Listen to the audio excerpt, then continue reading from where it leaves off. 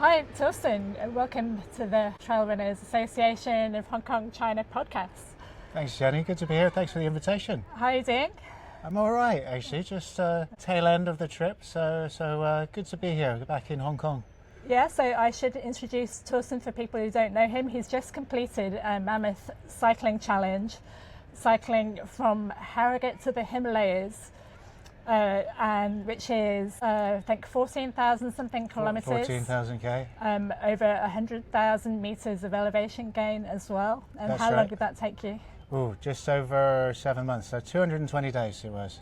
Okay, and then if anyone's thinking that there's not very much relevance to Hong Kong trail running, maybe you could tell us a bit about your trail running background. Well, yeah, I lived in Hong Kong for 21 years and my wife and I met here, and well, back in the day we used to smoke, and we when we quit we started hiking in the hills. We had children later on, and then 2 years on we did the DB 10K, and that was probably the hardest thing I've ever done, because we were going from nothing to 10K. What year do you think that was? That would have been, I guess, 2005 or 6, something like that. And then once we finished, we were down in the residence club having a delicious buffet breakfast, and someone said there's a 15K in a couple of weeks, so we signed up for that. And then Slippery slope. Exactly. and then a month later, someone said there was a half marathon at Disney. So we signed up for that, and at that point I kind of realized I could run for 2 hours. What the heck am I doing running on the road? So I started running in the hills. So Tiger Head Loop and Lantau and beyond became wonderful. You know, it's something we do all the time, and got into trail running with people like Chang, and some great days. So really good running, and that's how you build your engine. And you did a lot of ultras as well. I actually looked up your record. Oh, okay. From 2011 to 2016, you Yes. did I think 10 ultras, which included the Hong Kong 100 5 times. I loved the Hong Kong 100. That was my favourite race. That was like a pilgrimage I'd do every year. Loved it. Yeah. So now you live in the UK. Would you like to come back and do it again for old time's sake? I wouldn't say no. Anyway, Steve Brammer said hello, by the way, because I asked him because he's the chairperson of the See, I Hong remember Kong Steve. Trail I Runners. meet him at the finish line. Lovely man. Hong Kong Trail Runners Association. I had to ask him if he thought there was enough relevance to trail running to interview for this podcast. Hi, Steve. If there's an invitation, I'd be very interested. I don't know about this January, but the following one, yeah. Yeah, I'm doing it this January. Oh, brilliant. Yeah. Brilliant. You got a target time in mind? Not really. Or I'd quite like to do faster than my previous attempts, which wouldn't be too always. difficult, because my best one has been 23 and a half hours so far. So Okay. I've got some room for improvement, I hope. It's a great race. Great race. Always Yeah. love doing it. And So tell us about why you decided to cycle from Harrogate to the Himalayas. do you want the short answer or the long answer? Both. Okay. Well, how long is the long answer? I'll try and keep it concise. At least the short answer was I wanted to have the adventure of a lifetime and get out and see a lot of places on my bucket list. So I kind of came up with this idea, but the long answer is that I wanted to make some changes. I think the pandemic was difficult for a lot of people, and I loved work, and certainly through the pandemic, I buried my head in a project, but then once the worst of the pandemic was over, I was kind of expecting that the sun would come out and the nature of things would change, but went straight into the headlights of a restructuring, and I found myself working from home all the time. I didn't love that role, and then a colleague of mine passed away quite suddenly. I'd worked with him for 20 years, so that was kind of shocking. And while I was still reeling and recovering from that, I get a call that afternoon offering me a new role in the restructured organisation, and my gut response was, I don't want to do this anymore. And it's really easy to say what you don't want to do, but it's a lot more important to spend some time figuring out what you do want to do.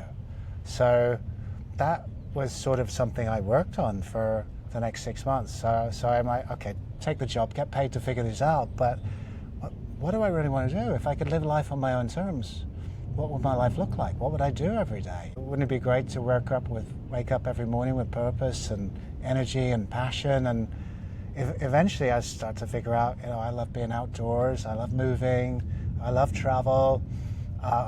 There's places I want to see, and the idea of doing a bike ride. And don't get me wrong, I mean, trail running, my main thing, Emma's main thing, my wife, and I've never done any bike packing before, so it's sort of a case of working backwards from the target. And so once these things start to take shape, you know how it is. When you've got enough reasons to do something, you always find the answers. And I'm doing something completely out of my comfort zone. I didn't know which bike I was going to have. People will ask you, how are you going to set it up? What are you going to do about repairs? And I didn't know the answers, but you start to then find things and reach out to people. I had someone help me, teach me how to fix my bike. I didn't know how to fix a puncture probably at the beginning, but then I'm sure you got good at that. You get good at it. You kind of learn how to navigate. Social media was a big thing because I was also doing it for charity. So I didn't want it to be about me. I wanted to do it for a cause, and I picked a couple of causes that were meaningful, and off I went. And 220 days later. Yeah. Sorry to interrupt. Do you think your background in ultra running gave you some confidence to jump into that challenge with 2 feet? Absolutely, because there were a lot of unanswered questions, but the one thing I wasn't worried about too much was, is the engine going to be okay? And I wasn't even fully trained beforehand. I managed to pick up an Achilles niggle on my first test ride.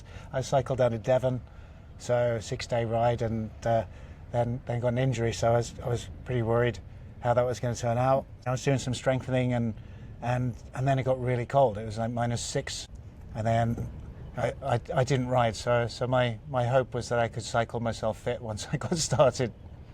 Yeah, I remember actually messaging you beforehand asking, are you going to do any training? And so I told you that asking. my cousin who cycled the length of the UK from Land's End to John O'Groats, him and his wife both did it actually. They just decided to do their cycle training on the job, and start with some shorter days and then gradually build them up. Yeah. Is that what you did as well? If you got that fitness base, you can do it, But I feel very blessed to be back in Hong Kong, and this is kind of where it all started for us, and getting out on the trail and running and building that up. That was huge. And I since leaving Hong Kong, obviously we don't have access to wonderful trails like that. It's mostly farmland.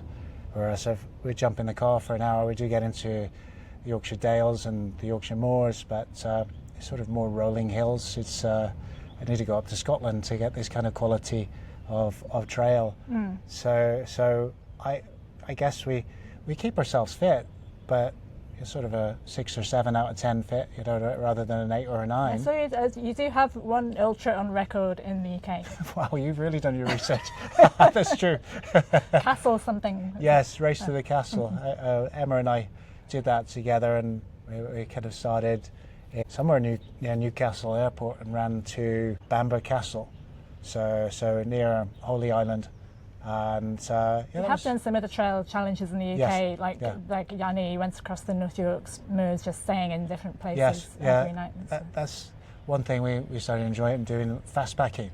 So it kind of run from pub to pub, so do like 40-50k days, and there's a number of them we did. West Highland Way, the Dales Way, another one around the Yorkshire coast. So it's all pretty good and very doable. But if you've got that base, you can do that. And if you don't pack too intensively, you can stay light and you can move pretty well on the trail and cover some good ground during the course of the day. Yeah, it sounds great. But back to your big cycling challenge. Okay. So you went to 20 different countries. Yes. And just a quick logistical question, how did you manage to get the visas, and then every place you went to you get currency and SIM cards and things like that? And that must have been a huge headache. It was a big headache, So luckily, I had a bit of time before I went on the trip, so I was able to get that together. But I had an Excel file for visas and figuring that out, so it was a bit of a headache. Of course, it's a blessing to have European passports and have you got more than one passport? I do have. I've got two. So I've got a British passport. I've got German passport. So they came in useful. But yeah, some tricky visas to get hold of. Which was the hardest one? It took me 5 months to get the Pakistan visa, which was insane. Yeah. I nearly gave up, but then I got by with a little help from some friends. A colleague of mine that I worked with while I was still in Hong Kong, but I'd set up a company in Pakistan, and he helped me out. He called up someone high up in the Air Force, and that helped to move things forward when there was stuff. Friends in high places are good to have sometimes. That helped for sure. Yeah. Wow. And were there some routes that you were not allowed to take? Yeah, there's always a few tricky things. You know, you kind of get into certain areas. For example, you can't enter Azerbaijan overland. So I had to fly from Tbilisi in Georgia to Baku, and then built my bike at the airport, jumped on the bike, cycled into town, and promptly took a train back up to the Georgian border so I could cycle the bit that I missed. Oh, I was wondering about why you took a train there. Yeah, that was it. So because I didn't want to miss that area, and then the point of going through Azerbaijan is because then you have access to the Caspian, and then I could get across the Caspian on a cargo ship. The alternative was to go through Iran or through Russia, and that seemed to be the best route of those three options.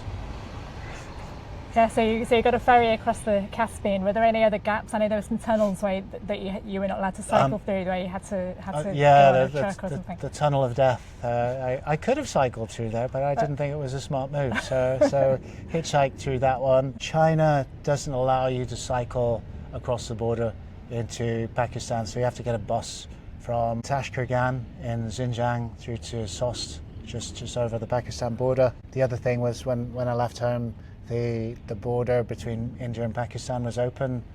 I left on March the 1st, but in May they had a bit of a spat, and that border slammed shut, which is a shame because I had all my visas lined up.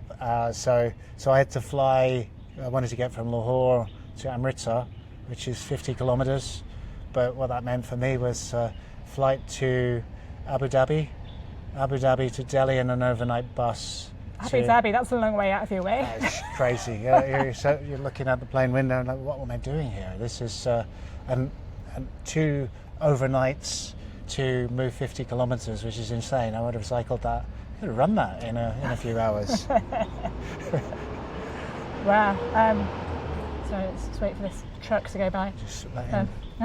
I should have explained to viewers and listeners that we are live from a rooftop in Discovery Bay. We've got Tiger's Head in the background here, and some Nepalese flags, which I brought to decorate the disgusting railings. Collected over the last week, so we were both in Nepal around about the same time. Yeah. I was trying to see if you were in Kathmandu around the same time, but you were in Pokhara when I was in Kathmandu. Yeah. Relaxing lakeside post ride and post trekking. Yeah, no, Nepal is a fantastic country to visit, obviously. But so, why did you choose to cycle to Nepal of all places? Well, Emma and I fell in love with Nepal years ago. It was the first place we trekked. We actually went off and trekked the Annapurna circuit in 1999, and fell in love with the country and the place. And since then, I always wanted to give something back. Seemed like an appropriate target to get to on this trip. I could have run it, but it would take years. So cycling seemed to be the most optimal way. Yeah, well, there's that guy Carl Bushby who's trying to do the reverse on foot, and it's taking him a very long time. I mean, he's walking rather than running, but he keeps coming up against difficulties getting visas and stuff, and he can only stay in each country in 90 days. And he goes back to Mexico each time that he gets frozen out of the country. Right. And he's not flexible about going through a tunnel or anything like that. He wants it to be 100% on foot. Yeah, even to swam across the Caspian. That's a Herculean effort, you know. So I like the fact you've been pragmatic about making sure that you get there and without ruining the rest of your life. Exactly. Some simple goals. Stay safe, have fun, and hopefully raise a bit of money for charity, and anything else is a bonus. So raising money for charity, which charities were you raising money for again? Two charities, a UK charity called Young Minds, which supports youngsters' mental health issues, and There must be a lot of those after the pandemic. plenty of challenges there. So big issues. And Rainbow Children's Home, which is an orphanage and children's home in Nepal that we've been supporting since we were living in Hong Kong. And how much money did you raise altogether? Altogether, in Hong Kong dollars? Whatever that would be. About £19,000, so that's about 200,000 Hong Kong dollars. Yeah, wow. Fantastic. And is that going to be split evenly between the two charities? Or? Well, it's probably 3/4 for the Nepali charity and a quarter for the Young Minds. Wow, that's a massive amount of money in Nepal. Huge. Certainly a lot more than I expected to raise. And are the fundraising efforts over, or can people still donate? Oh, people can still donate. Pages are still open, so if anyone wants to donate, absolutely welcome. Thank you. Where did they go to do that? On my Instagram channel, there's links on my bio there. What is your Instagram channel called? It's Thorsten Bruce Adventurer Coach. I'll try and put that somewhere in the. I don't know if we have show notes, but put an icon on. I'll put it on the Facebook thing where people can click on the link. So tell us a bit about the challenge, the physical side. Like, how much were you generally cycling a day, and what were the roads like? And it varied, but generally my goals were more about moving time than about distance, because the distance would vary. It just depend on how much, whether I got headwind or tailwind, climbing or flat or road quality. But generally it'd be 7 hours moving time, probably 10 hours on the bike. That would get you about 100 kilometers on average, but plus or minus anything from 50k to 150. So it really depend on what the roads were doing. And what were the roads normally doing? Well, they were okay, but through Europe, and actually brilliant. Once I got off the ferry in the Netherlands, you get cycle lanes, and that was bizarre. Even going through Belgium and Germany, I'll be stopping at roundabouts, and they give way to cyclists. So you've gone from sort of cycling nirvana all the way through to crazy roads in India. It would really vary. I mean, there'd be some god-awful broken gravel roads on sections of the Pamir Highway, and that got very, very tough. So real mixed bag. If you get into China and Pakistan, the roads are great again. But up in the higher ground, and I routed that way because I knew it would get to summertime and July and August, and I'd want to be avoiding the heat. So the only escape was to get up into higher altitudes and see if that would work. But it was a record scorcher this summer, so it was really, really hot. And you had a lot of rain. Was it in Pakistan or one of the countries shortly before that, which washed away some of the roads as well? Yeah. There's. I mean, frankly, for me, it was like a minor inconvenience. So I ended up being stuck in Gilgit for a few days. But you know what? Then I just jump back on the bike and ride on. But for the local people, it's terrible. Their infrastructure is getting smashed. As soon as I came over the Kunjara Pass from China into Pakistan, it was about 10 degrees hotter for the equivalent altitude north of the Himalayas, and the rivers were angry. There a lot of glacial melt, and a lot of bridges got washed away, roads got washed away. There were fatalities, landslides, glacial outbursts, floods. So really, really difficult times for local people. Do you think that's part of climate change? Absolutely. Absolutely. Sorry, Donald. Well, I think even he might agree that climate change is happening, just not that it's caused by human action, right? Okay. Well, we get some scientists on, and I'm sure that they'll have a different point of view. And where were you normally sleeping as you went along? Mixture. I'd try and stay indoors when I could, and that got a lot easier into Asia, but I also had my tent. So wherever it made sense, I'd stay flexible. And camping is always a great option to have a plan B. I didn't exclusively camp. How many days do you think you camped roughly? I don't know, maybe 20% of the time, something like that, which is pretty useful. But there's lots of good guest houses, and people would also invite you into their homes. So you'd be able to spend time with the local people. I'm unbelievably blown away. I mean, one example was being up in no man's land in Tajikistan. Is this space that used to be the meeting point of the Soviet, the Chinese and the British empires. And I ran into a shepherd, and he said, "Why don't you come and stay with my family for the night?"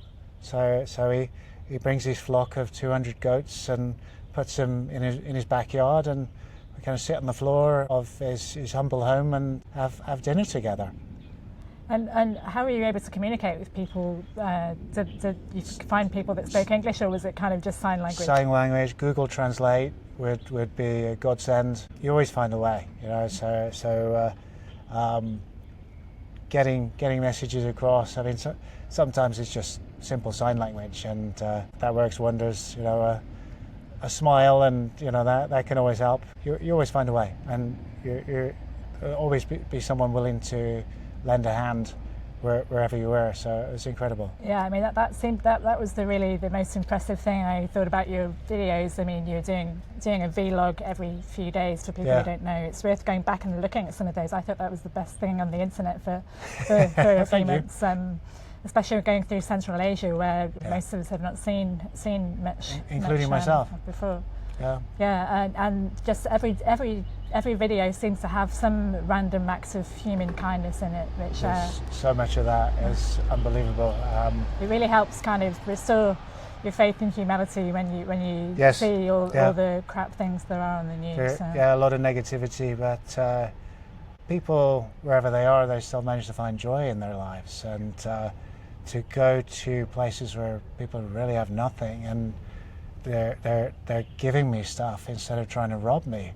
It's very, very humbling, and touched by so many acts of kindness. You know, sometimes multiple times in one day, and I guess it really started to happen intensively in Turkey. There've been a number of things in Europe as well, but Turkey, I was just crossing the border, and I'd cycled up in the snow from the town in Bulgaria where I was staying in, and I got to the border. There was a big queue. It took about an hour, and I was freezing. You know, it was there was snow in the ground, there was sleet and rain, and I got cold, and I probably had blue lips as I'm going through customs and immigration, and customs guy stops me. You know, I'm outside, and he's behind the window, and he says, "You look cold. Why don't you come in for some tea?"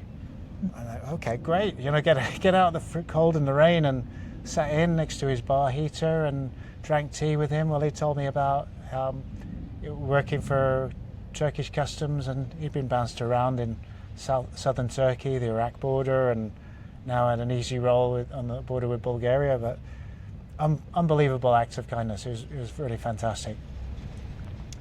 And how about any other highlights of your trip that you'd like to share? I know you met somebody quite important.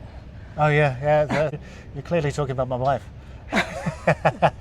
Well, I assume you'd met her before. No, that's right. I'd written to the office of His Holiness the Dalai Lama, a bit of a long shot, and asked for an appointment. To my surprise, with some help from some friends who heard about my journey, they helped me get the appointment. So as big shout out to those guys. You know who you are, and they were people from India. Right? Who I hadn't met at the start, but I was cycling along. There's WhatsApp groups for touring cyclists, and someone had posted a link to an article from the Tribune of India, and I started reading the article. And at the end of the article, my name gets mentioned. I'm like, what? So one thing leads to another, and I was in touch with these guys who were connected through the Dalai Lama's office. So I was able to meet the Dalai Lama, get blessed, which was wonderful. But even more wonderful was seeing my wife again after 4.5 months. So she flew into Delhi and joined me and joined me for the last stint of the ride through to Nepal. Yeah, it's great she could get time off and had the fitness to jump into cycling those long days as well. She also got fit running in Hong Kong trails, and she managed to get 9 weeks unpaid leave. So that was a deal breaker. So that was great. Yeah, and how about low moments? Low moments along the way. Geez, you know there weren't that many. I remember you had bronchitis at one point, and you couldn't get any treatment because you had to catch the ferry across the Caspian. There was, coming into the last couple of days coming into Baku, they're building a new road and actually widening the road, and it was just dust everywhere, and I didn't have a bandana with me at the time, so I probably inhaled a lot of dust and then got a chest infection. And then there was a chance to get the ship across the Caspian, so I went across the Caspian and found myself in the desert of Uzbekistan and cycled through there. But then even at the end of the Uzbek desert, as you kind of get to the border town, and the only way across was by train for a short stint. It took about 4 days to get a ticket. And I was still chesty, full of cold. So that's sort of my nemesis: dust and heat. So that was tough. There've been a few bouts of gastro. I remember having Delhi belly, not in Delhi but in Dushanbe, which is kind of par for the course. Everybody gets sick on the Pamir Highway. And so Dushanbe is in what country? Tajikistan. So I kind of know them quite well now, but I didn't. And generally there weren't that many low points. I guess staying positive is a big thing when you're out doing a big challenge like that. But I struggle to answer that question. What was the word? There's also, you had some days that seemed like really long slogs, and some of them led to dead ends that you had to go back as well. It's normal. You just have to say, okay, never mind. We'll recover that ground. Yeah, there's nothing you can do about it. So nothing you can do. I wonder whether your trail running background, ultramarathon running in particular, yes, helped you in that regard, because there's loads of things that happen in ultras, right? Where you're just like, okay, you've taken a wrong turn, got some bonus miles. You just have to get back on it and try and put that out of your mind. Focus is so important, because as soon as you focus on the negative things, it's over, and then it becomes 10 times as hard, and it's just a mental shift to make that. And I guess running on the trails as well back in the day, the one thing you can always control is your attitude, and that was massive to try and stay in the right headspace while you're doing that. And I guess that comes from the running background. Yeah, absolutely. And I think also kind of downplaying physical discomfort, because you must have had some along the way, but you've already wiped it out of your mind, and can't even remember those days. I like a bit of discomfort.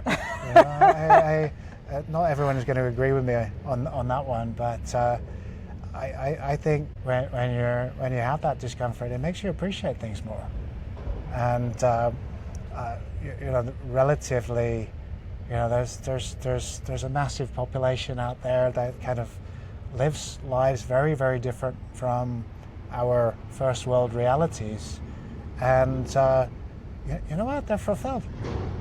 Not everyone, but a lot of them, they find a way to be fulfilled, and I find that inspiring, and I always enjoyed learning things from that, which is probably different from the model I grew up with, where we come from a culture that teaches us that success will make us happy, and that's not always the case. So I don't mind the discomfort. I enjoy it, and I have to admit that there were some brutal moments on the bike. I mean, coming out of the Wakhan, which is the border between Afghanistan and Tajikistan. Gravel road, 3 days without a shop, and my bike was in need of a few fixes, and I wasn't sure if the bike was going to make it. Oh yeah, I remember your bike. Your bike seemed to have more issues than your body. yeah, but it all worked out in the end. So I got through, and then was able to send my wheels back to get repaired, and I went off to Kyrgyzstan for a week and a half while the repair was happening, and found myself in the relative warmth and lowlands of a place called Osh, and then hit the mountains and went trekking and running up in Kyrgyzstan, which is a lovely place, by the way. Yeah, some of the landscapes from your videos are just absolutely stunning. And how did you manage for water, by the way? Were you able to find it fairly easy, or did you have to like really load up your bike with litres? Good question. I mean, it's different between mountains and desert. In the mountains, there's always a source of water, and I had a water filter, I had purification tablets as well, and so I would always have access to water. But the Kazakh desert in particular, there were big spaces between towns, some 80k, 100k, huge distances. So you can make a lot of mistakes, but the mistake you can't make is running out of fluid. So I remember one place stopping and getting 10 litres of fluid. So there's the fluid you think you need overnight as well, because you're going to finish the day dehydrated. So you're going to be thirsty in the night as well. So you need your fluid there, and of course in the desert you don't have as easy access to fluid as you do in other places. But pump and purification tablets did the job. Pumping from what? It's like a water filter, so you pump the water through the filter, so right. It's sort of sediment filter. And yeah, but you're getting it from ponds or whatever. Yeah, try to find a clean water source when you're doing it. Can be quite time consuming, but I had 5 litre bags that I take with me, and they're empty. I'd fill them up, and that would get me through. And I had some magical nights camping in the desert. I stopped off next to, it was a small lake, bit of an oasis. I wasn't planning to stop there. I remember. Oh yeah, that was really beautiful. I remember that one. It was lovely. I just before that, I sheltered in a bus stop just to get out the sun. It was like 38 degrees, and it was 5 o'clock, 6 o'clock in the evening. It was still roasting, and I tried to record something, and I just come out with complete gibberish. And I guess that's heat stroke, and I'm like, okay, you need to rein it in. You're not going to make the last 15k. You need to find somewhere to stop. So 10 minutes later, I saw a nice place. I pulled in, pitched my tent, and I was cooking my dinner. And then a herd of camels come to the oasis to drink, and then shortly after that, I was a herd of horses as well, and they start whinnying at the camels, and they're squabbling for who gets to use the oasis, which is fantastic evening entertainment.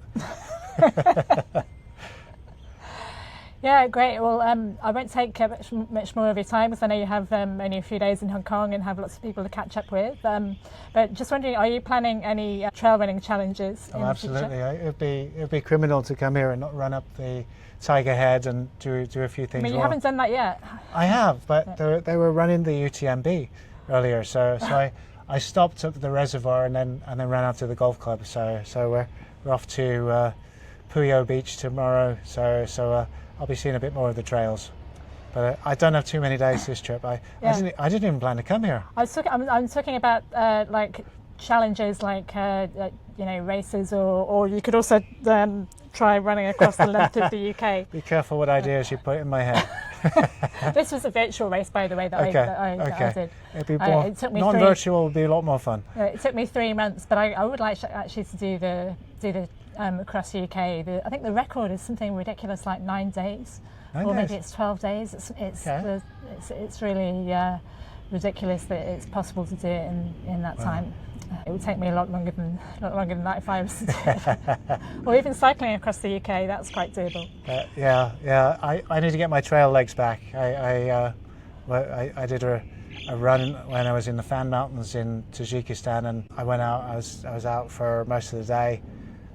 Did about 35k with hills, but then woke up the next morning and completely bike fit. But then my legs were killing me the next day. So it's different. So I guess give my body time to switch back. Well, I'm sure your priority also is catching up with your family when you get home for the near future. That's what I want to do. Dedicate the next weeks to family and friends back home, and then take my time figuring out what I'd like to do next. I've got a few offers for motivational speaking. I'm also studying, and I'm just figuring out how to tie these things together. So that will come together. So probably no travel for the next 6 months at least. So feet on the ground for the time being. Yeah, well, I'm very glad I managed to catch you while you're briefly in Hong Kong. Thanks for the invitation. And I hope you enjoy the rest of your trip here. Cheers, Jenny. Thank you very much.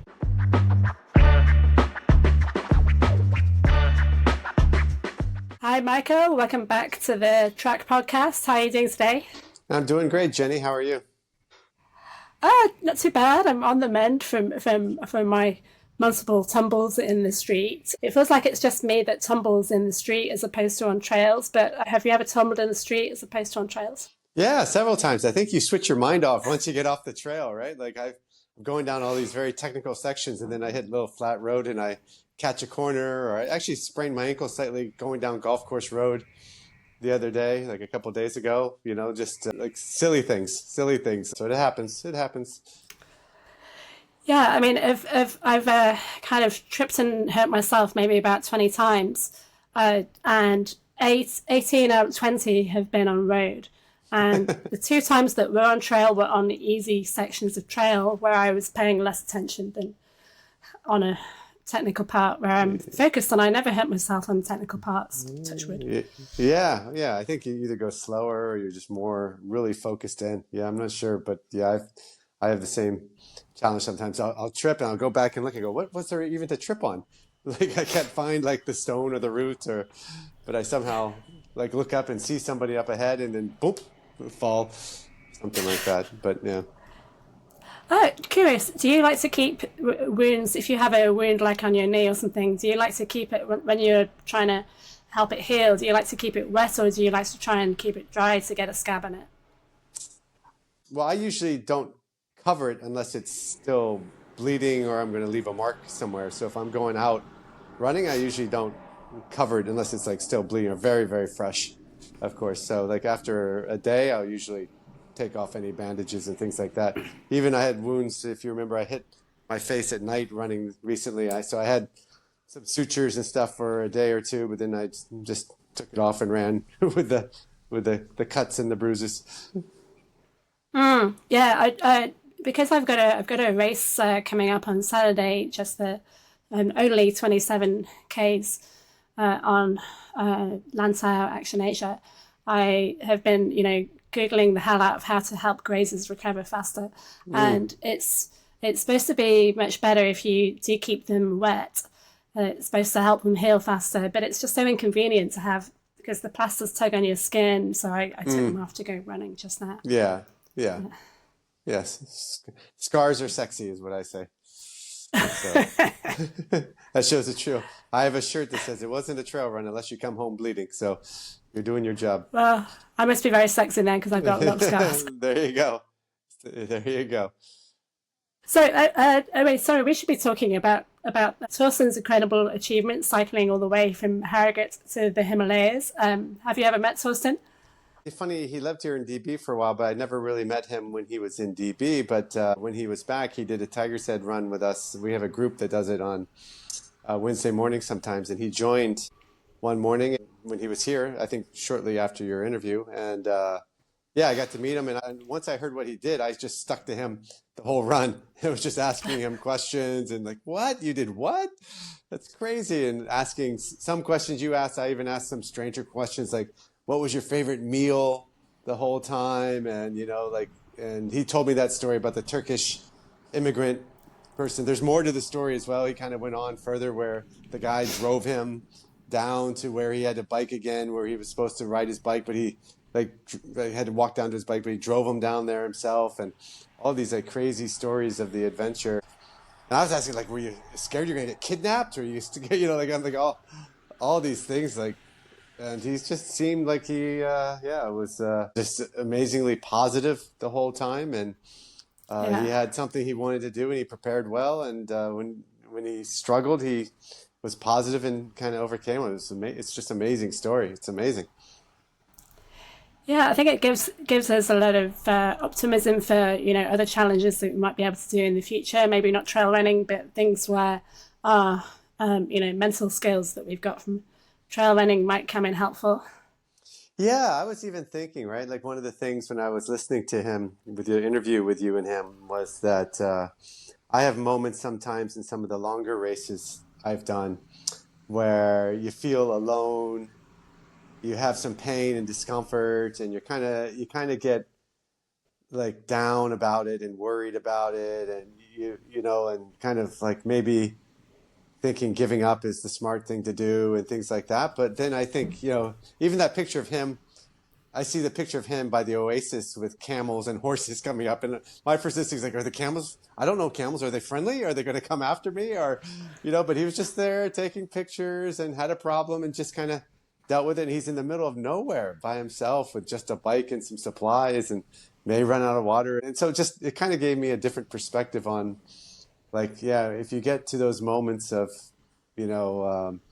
being alone. And I asked him a lot about that when I ran with him as well, about how did he have times he wanted to quit, or what did he do when he was down? And like he said with you, he had very few low moments, he said, and just amazingly positive and appreciative to be able to do it, and appreciative to be able to meet new people, and appreciative to be able to, take the time to do something amazing like that, and constantly thinking about his purpose and his reason why as well. It's just, very inspiring, and something I'll try my best to apply. It's actually something funny enough as well. Like I've read a lot of books about motivation and how to get through mental challenges, things like that. And you're always looking for like that golden rule or simple thing that's like, oh, that's what I need to do, and I got it. But talking to him, it was simpler than sometimes we make it, about being able to just, but how to stay positive and how to keep your mind, positive during those dark times. Talking to him and listening to him, it did give me a little, I think, better perspective that I think I can hopefully apply moving forward. Yeah, and of course, overcoming any difficulties, whether it's in trail running or cycling, it should help us overcome difficulties in other areas of our lives, although that's not so easy to apply all the time. Just like Jackie Long was talking about in my podcast with him, which if anybody hasn't seen that one, that is well worth a watch, on this topic of applying lessons of trail running to other aspects of your life. Yeah, absolutely. Yeah, absolutely. Yeah, like you said, other aspects outside of trail running as well. Just, an amazing person and an amazing accomplishment. And if anyone has a chance to chat with him, and like right after the run, I was like, okay, how do I donate? Like I was hooked. I was like, I need to donate for what you did. And so I sent some money across to him as well. And it was just really, really neat to see people like that doing things, and for good causes as well. He had a lot to say about the Nepalese kids and how much a little money can go to feeding a kid or clothing a kid for a year with just very little money from us. So I think he was really motivated by that and getting to know that charity very well himself and his wife. That is very passionate about it as well, which I saw and I loved. I think he's been there a few times, as well as I think he's been supporting that charity for several years. I think he's taken his family there to Nepal for trekking, and has passed by that children's home before as well. Yeah. So amazing human. Yeah, and just on a slightly lighter note, I know I sent you that pie chart from Semi Rad last night, where he talks about the lessons we can apply from ultra running to other areas of our life, and it had like 50% of the pie chart taken up with entering more ultra marathons. Yeah. I'm gonna put that. I'm gonna snip that into this podcast, by the way. That was my first thought before I even read the details. Like, yeah, you should just end up signing up for more. Like, oh yeah, there you go. It applies. Yeah. So what else have we been up to?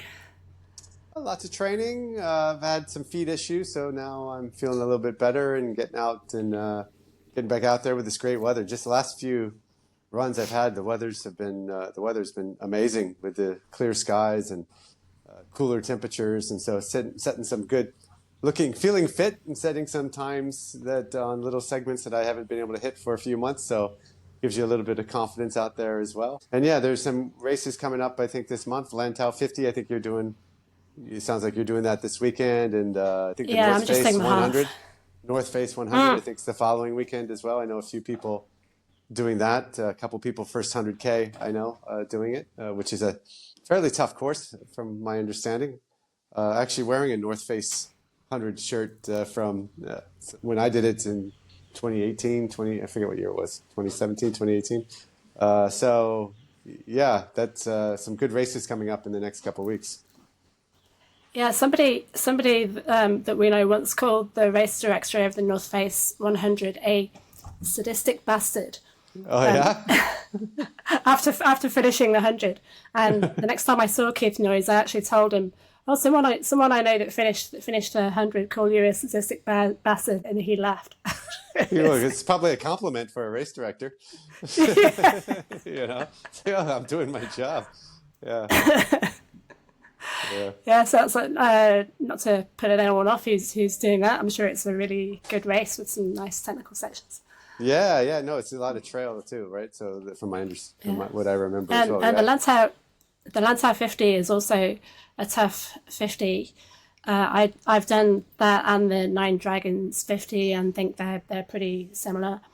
And I think actually the Lantau 50 is quite similar to the Lantau 70 with the catchwaters taken out. So anybody who likes the Lantau 70 but hates those catchwaters should do the Lantau 50.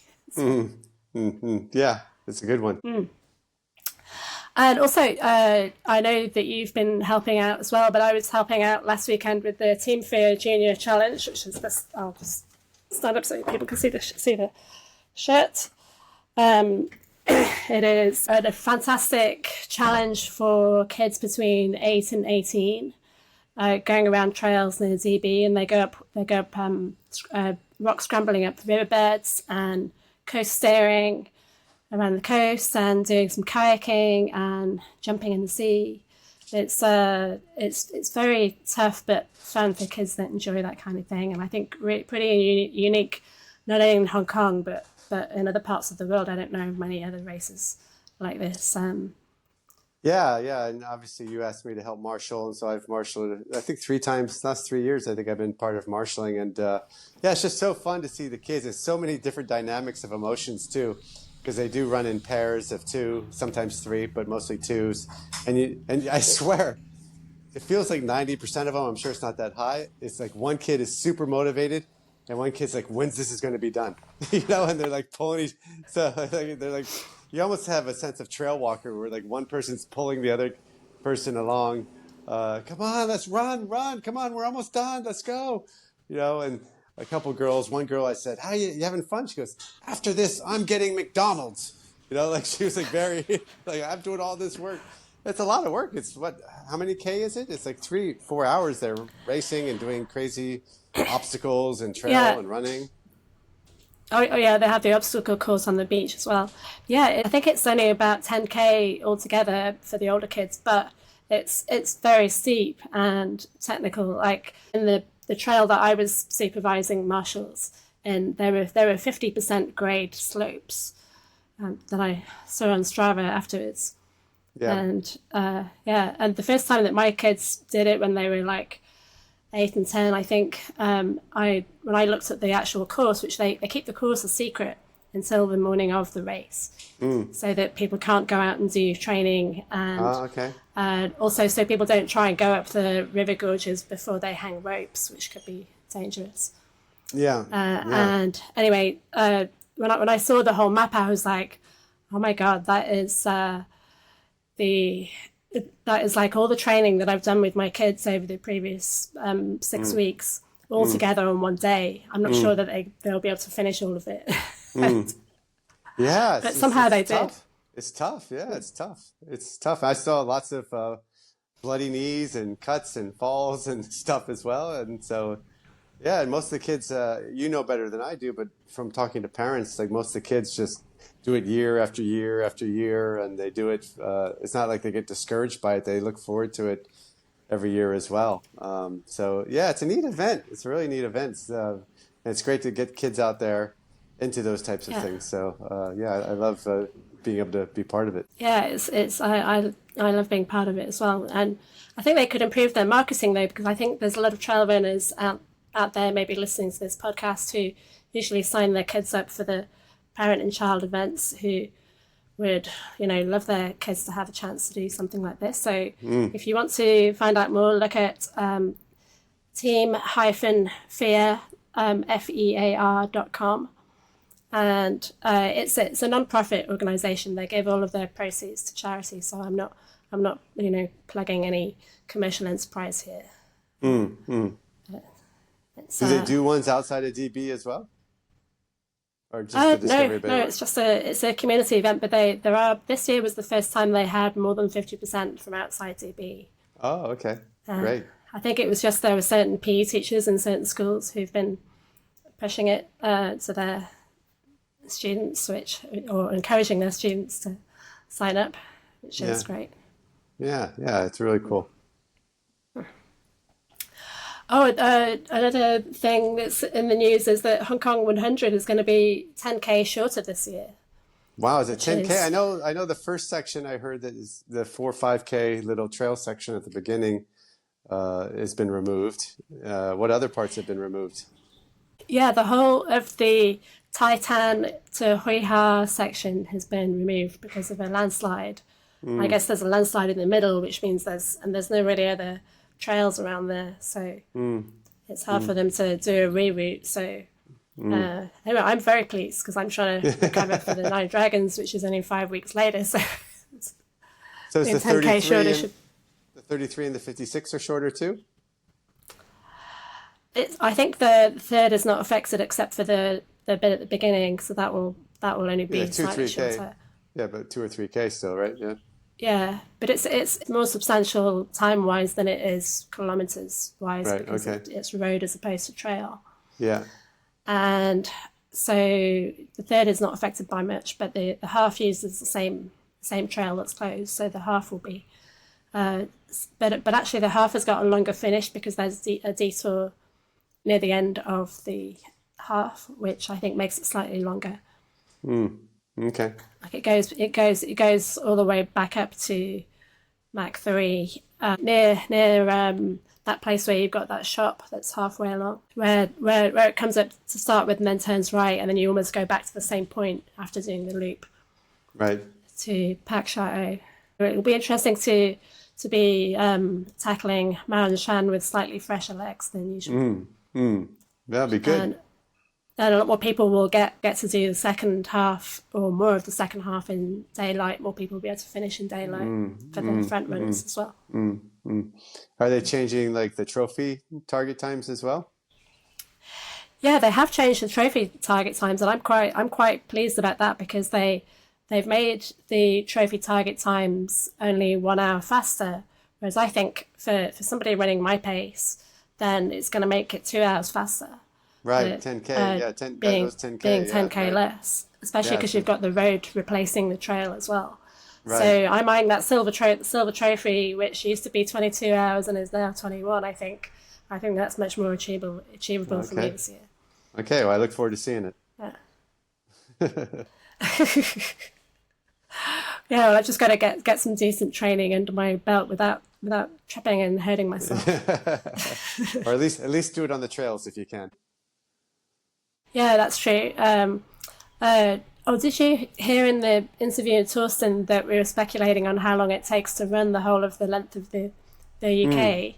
Yes. And I remembered actually reasonably accurately that somebody's done it in 9 days, which is the men's record. That's for 1,400 kilometers. I mean, it's just mind blowing. That took me Wow. 3 months to do.